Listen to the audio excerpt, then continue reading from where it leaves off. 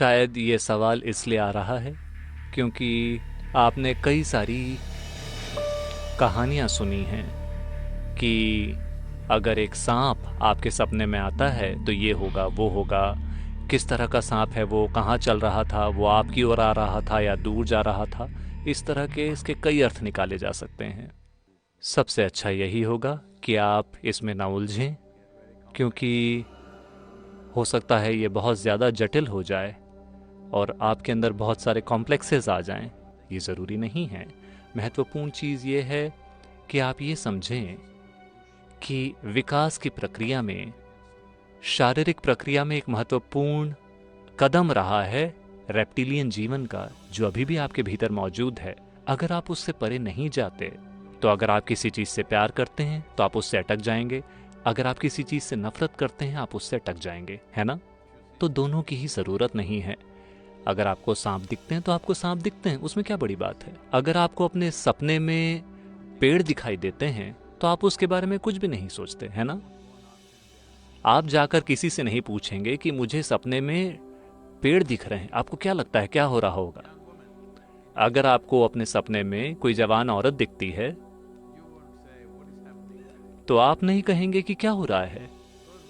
लेकिन चूंकि सांप से एक डर जुड़ा हुआ है, जैसा कि मैंने कहा कि सांप को इतनी बुरी प्रेस मिली है, इस वजह से आप वो सवाल पूछ रहे हैं और उस सवाल को कई परंपराओं ने कई तरीकों से बढ़ाया है। उस दिशा में ना जाएं। तो इसकी पारंपरिक जो अर्थ हैं उसके बारे में ना सोचें कि आपको सांप दिखा तो उसका क्या होगा। अगर आप डर को हटा दें तो आप सांप को उसी तरह से देखेंगे जो आप किसी और चीज़ को देखते हैं। देखिए, अभी यहाँ जो केबल लटका है ये भी एक सांप की तरह ही देख रहा है।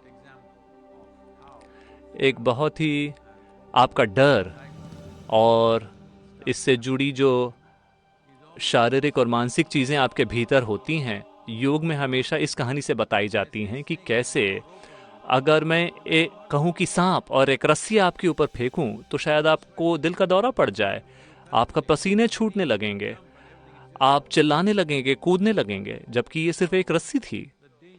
तो जो खतरा है वो सांप में नहीं है, खतरा और समस्याएं आपके मन में हैं। तो अगर आप कुछ चीज़ों के परे चले जाते हैं तो आप इसे आसानी से संभाल सकते हैं।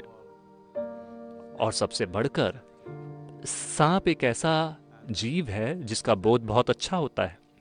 जैसा कि मैंने पहले भी कहा था, अगर कोई व्यक्ति बहुत ध्यानशील बन जाता है तो स्वाभाविक रूप से सांप उसके करीब आएंगे। असली सांप, सपने में नहीं, क्योंकि वो देख पा रहे हैं, वो देख पा रहे हैं कि वहां एक अनुकूल ऊर्जा मौजूद है। आप में से वो लोग जिन्हें सांप से बहुत डर लगता है, डर के बदले अगर आप अपने भीतर आभार की एक भावना लेकर आते हैं, आश्चर्य की एक भावना लेकर आना चाहते हैं, आप में से जो लोग पश्चिमी मूल के हैं, आपको ये समझना होगा कि सांप की वजह से ही आपको ये पता है कि एक औरत क्या होती है और एक आदमी क्या होता है। तो आप उसे दोष ना दें, आप सांप से डरे ना, वो आपके लिए बहुत अच्छे रहे हैं। अगर आप भारतीय मूल के हैं तो आपको सांप से डर कैसे लग सकता है? क्योंकि आपके पास ना तो शिव होंगे, ना विष्णु होंगे या देवी होंगी।